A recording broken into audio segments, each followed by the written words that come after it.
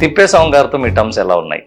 మొదటి రోజు ఉన్న తిప్పేస్వామి టర్మ్స్ ఈ రోజు సేమ్ ఉన్నాయి? మొదటి రోజు, ఈ రోజు, రేపు, ఎల్లుండి, ఎప్పుడు అనుబంధమే ఉంటుంది.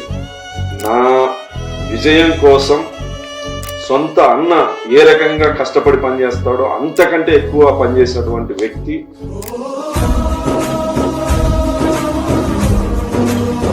నా గెలుపులో అత్యధిక శాతం భాగస్వామ్యం ఉన్నటువంటి వ్యక్తి.